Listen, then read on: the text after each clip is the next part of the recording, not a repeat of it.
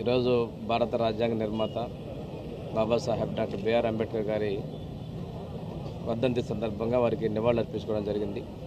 ఈరోజు భారతదేశంలో స్వాతంత్రం వచ్చిన తర్వాత 75 ఏళ్ళు అయినప్పటికీ కూడాను మనం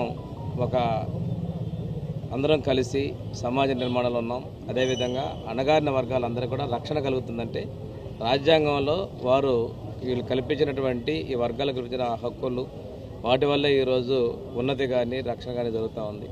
వారి ఆశయాలకు అనుగుణంగా ఈరోజు దేశంలో ఉన్నటువంటి అన్ని ప్రభుత్వాలు కావచ్చు, ప్రజలందరూ కావచ్చు పనిచేస్తున్నారు. వాటి విధంగా పనిచేయాల్సిన అవసరం, బాధ్యత కూడా ఉంది. ఈరోజు వారు కోరుకున్నటువంటి సమాజ స్థాపన కోసం ప్రభుత్వాల పరంగా ఇంకా ఎక్కువగా చేయాల్సినటువంటి ఉంది. వాటి పరంగా ముందుకెళ్లే విధంగా కృషి చేస్తాం తెలియజేసుకుంటూ, ఆ మహనీయుడు ఇచ్చినటువంటి హక్కుల సంరక్షణ కోసం మనందరం కూడా కట్టుబడి ఉండాలని కోరుకుంటూ నేను సెలవు తీసుకుంటాను. అందరికీ నమస్కారం. ఈరోజు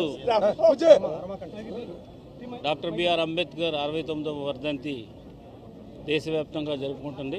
అందులో భాగంగా ప్రకాశం జిల్లాలో ఈ కార్యక్రమంలో మనము ఈ వర్ధంతి రోజున మనకి సమాజం కోసం డాక్టర్ బిఆర్ అంబేద్కర్ ఏ విధమైనటువంటి త్యాగం చేశారు, అదేవిధంగా సమాజం ఎట్లా ఉండాలని ఆశించారు, వాటన్నిటిని కూడా మననం చేసుకుని దాని ప్రకారంగా సమసమాజము, అదేవిధంగా సమాజం కూడా అభ్యున్నతి చెందాలనేది ఆయన ఆశ.